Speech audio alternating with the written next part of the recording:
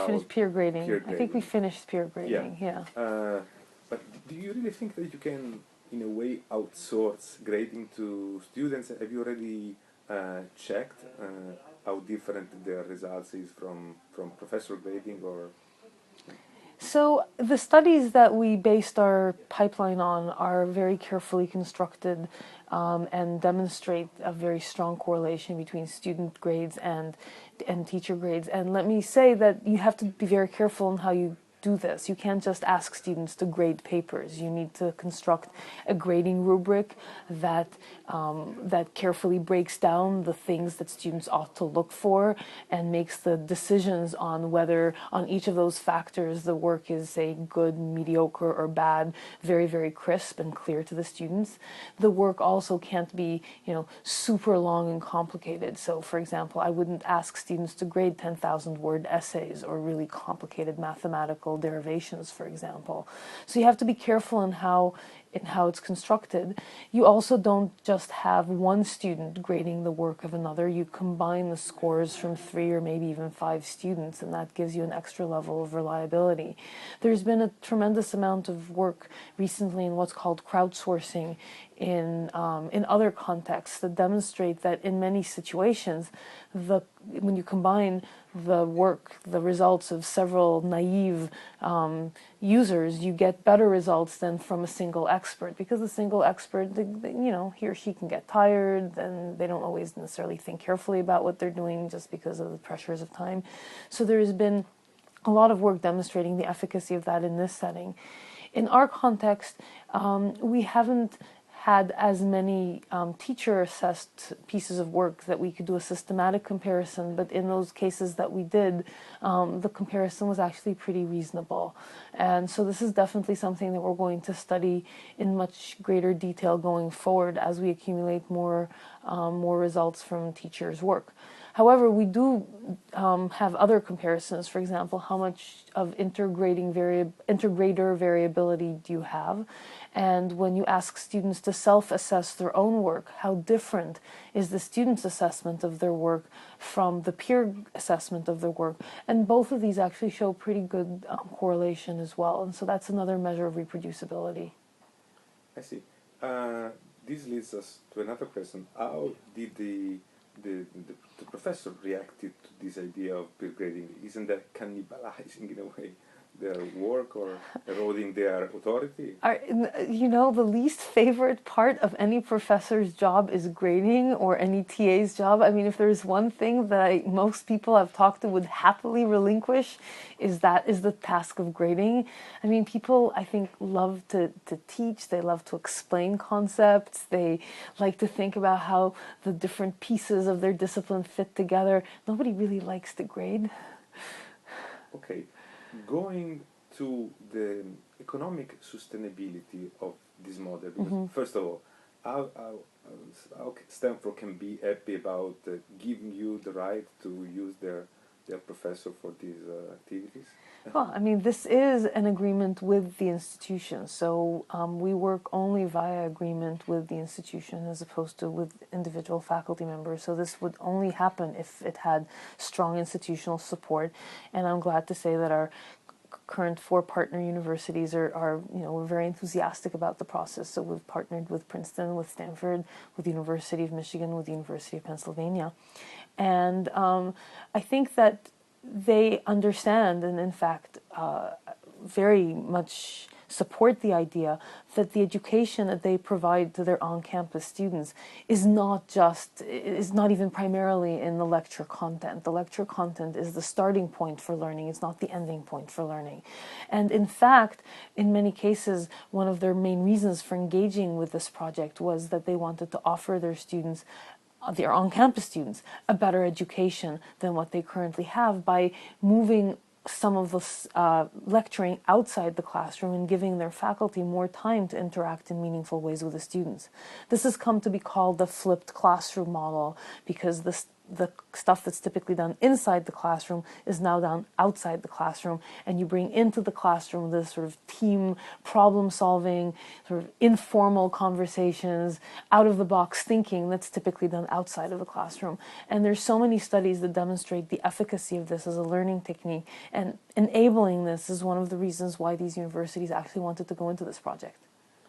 I see, but at the risk of being brutal, I mean, what do they get? I mean, they give you the time of their teachers for something that is not done inside Stanford or the other university.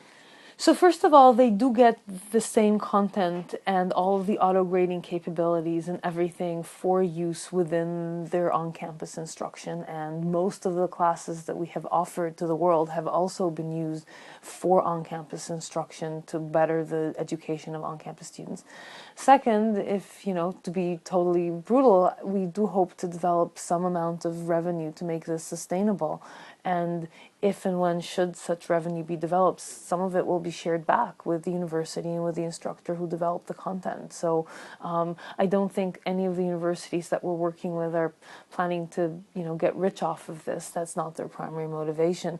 But it is a way for paying for some of the development costs of the content. I see. And in which way could you get some money out of this? Because you give it for free. We do. To the students. And it's very important to us that we can give content for free, because there's so many people around the world who couldn't afford to pay even $5 for a course, and in fact don't even have a credit card that they can enter online to pay for the course. And so if we want to make this the great equalizer, make education available to everyone, it's important that the content stay free.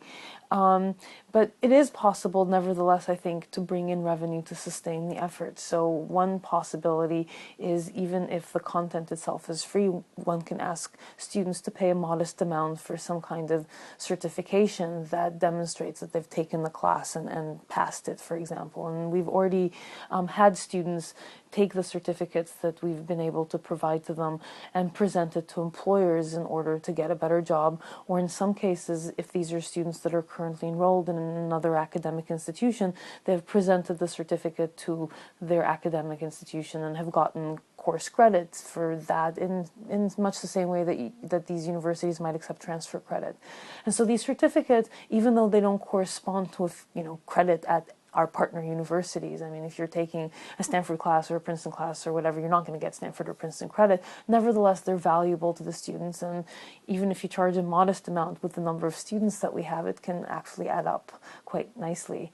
And then the other potential revenue model that we've also thought about is, there's a skills gap in many countries where, even though there is significant unemployment, nevertheless there are jobs that are going unfilled because employers are having a hard time finding skilled employees. Well, one thing we can do is, with student consent only, of course, allow employers who are looking to fill certain types of jobs to search against our student database for students with particular skills that make them a good match for those jobs. And that would, and in this case, the employers would effectively pay for that access to these data, which are much more detailed than many other job sites where basically you only get a student resume, for example. Here you get not only a resume, you also get fairly quantitative, detailed information about student performance in fairly challenging classes. And so this is a way for the employers in some ways to contribute back to sustaining this effort. Great. Last two questions.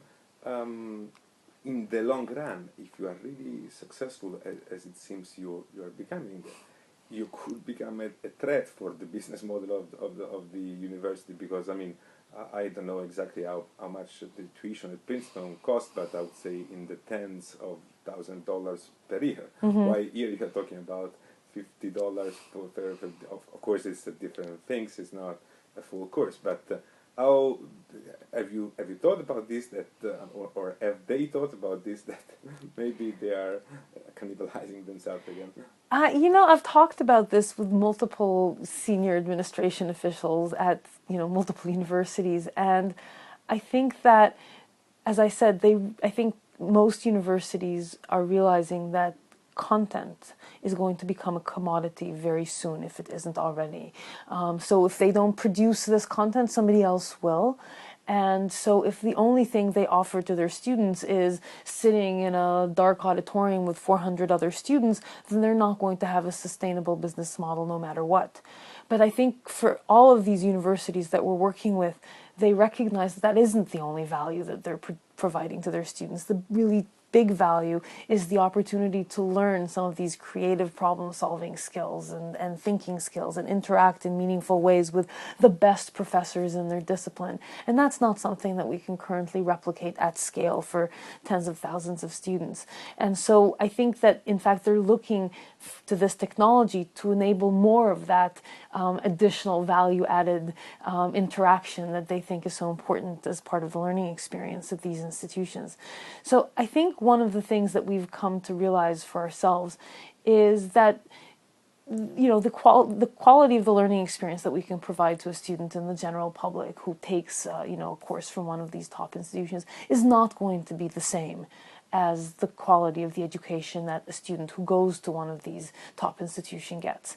But I believe that one of the things that we are able to do is improve the quality of each of those two populations separately. Right now, most students wouldn't have access to any kind of education of the quality that we can currently provide them with this online platform. So you're giving a huge bump in a huge improvement to the students in the general public.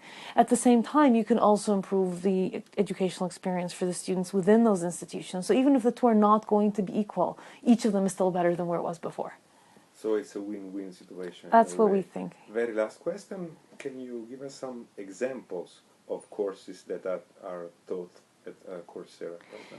So we're very proud of the breadth of our curriculum, even at this very early stage, both in terms of the level of the course offerings and in terms of the breadth of disciplines. So we have courses that range from the medical sciences. We have a course on intro pharmacology, we have a course on vaccines, we have a course on finance, on the business side, several courses in computer science that range from the very introductory level, like Computer Science 101, which is a very, very basic programming class, all the way to some fairly advanced topics such as machine learning or compilers. We have courses in the humanities and the social sciences. So we have a sociology class that started at the beginning of this month, a poetry class that begins in August, a world music class that begins later in the summer.